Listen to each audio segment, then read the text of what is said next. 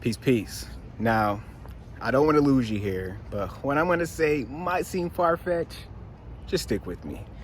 Now, yesterday I made a video about the reticular activating system, which is the gateway to consciousness. It's associated with the law of attraction. So the more you think about things, the more you're going to see that thing in your reality. What you think of creates your reality, quite literally. Okay. Now, you can say that NPCs, they're not connected to the reticular activating system. They don't have the inner dialogue, right? They don't really have the connection to consciousness like others. Now, when you go to sleep, if you're not lucid dreaming, if you're not aware that you are dreaming, you could very well be an NPC in the astral realm. Now, just how the astral realm is an extension of the simulation, what you have, the people that you interact with in the astral realm could be artificial intelligence. Now, what do I mean when I say these people can be artificial intelligence? Well, in a video game, the main character has to go and talk to these side players, these NPCs, so that they can navigate him through the game, just like Zelda. You can't beat Zelda without going and talk to the other players who lead you in the right direction. Well, what Dolores Cannon calls them is the backdrop people, right? These people help navigate the main player to their mission, their end goal.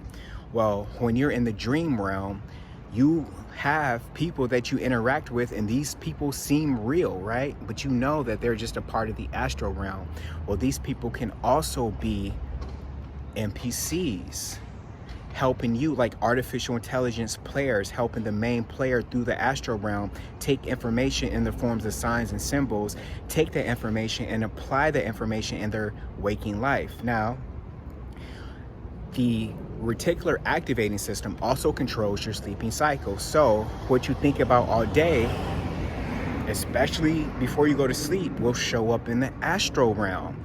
So your waking life affects your astral realm visits and vice versa. The symbols and signs that you get in the astral realm, if you take the messages from the astral realms, since you spent a third of your life there, those can help you during the waking life.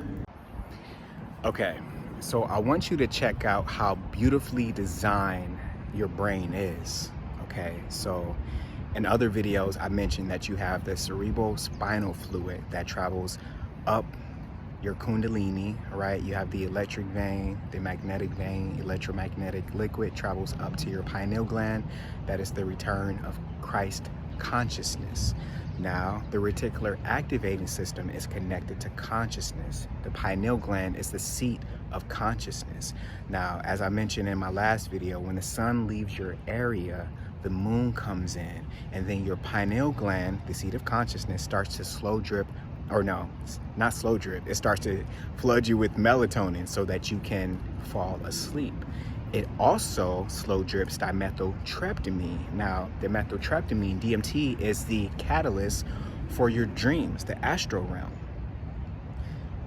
which is affected by the moon, which you could call, you don't have to call, but you could call it a super ancient quantum computer that knows what you're doing in the astral realm.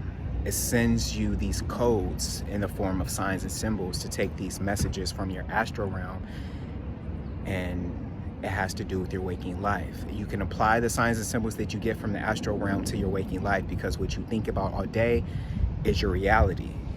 And what you think about all day, especially right before you enter in the astral realm, you're going to see in the astral realm, you're going to get answers, especially if you talk to your subconscious mind and you instruct your subconscious mind to reveal answers to you in the astral realm. You will get those answers, but they're not going to be direct answers.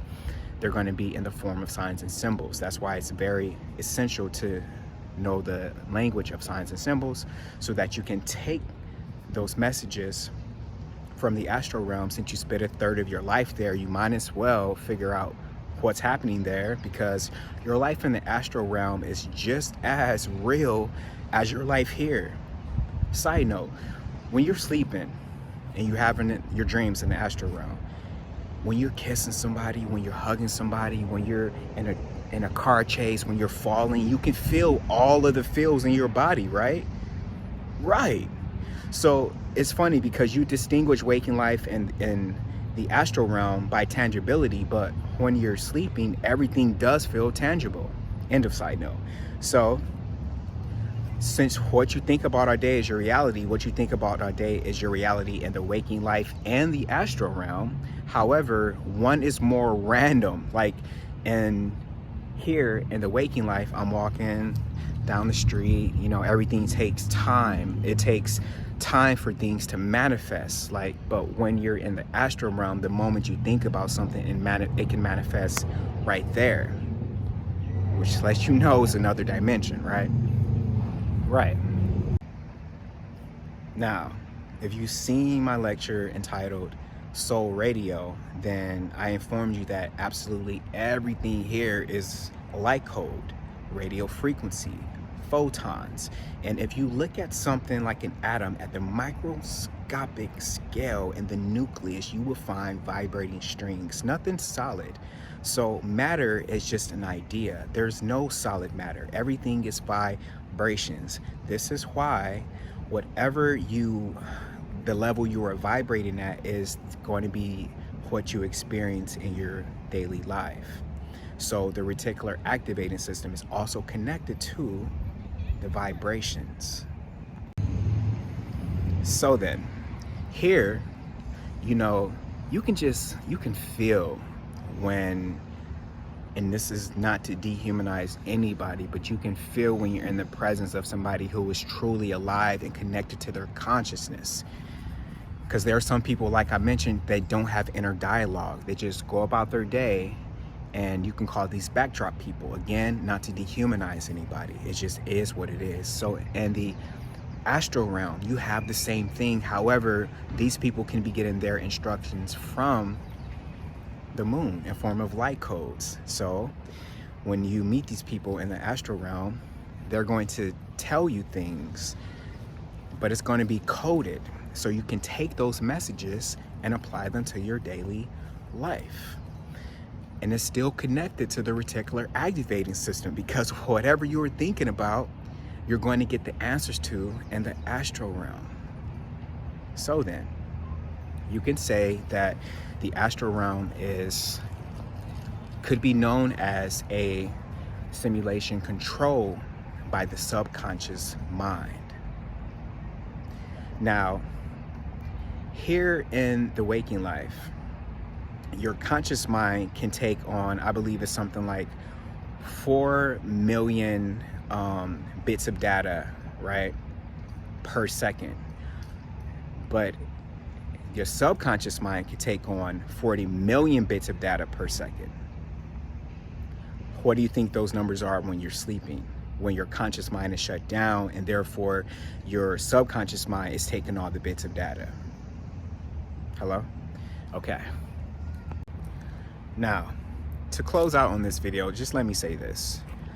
You know the saying, your vibe attracts your tribe. Oh, it's a tree. Let's have a moment of silence for this beautiful tree. Thank you for the oxygen, my man. Yeah, okay. So your vibe is also going to attract the backtrack people and the messages that they carry. Let's say you are stuck in a negative thought loop. You just can't get out of these negative thoughts. Well, the experience that you're going to have, the people cutting you off in traffic, the people cutting you off in line, the Karens that come around, the negative people that you see in your reality is because of the vibrations that you have. So you are literally telling your reticular activating system that these are the experiences that I want to have. And so the backdrop people are going to come manifest it, because this is what you want to be brought into fruition. And you are telling this, whether you are speaking it or not, your thoughts have to be harmonious with your words. That's why words are spelling.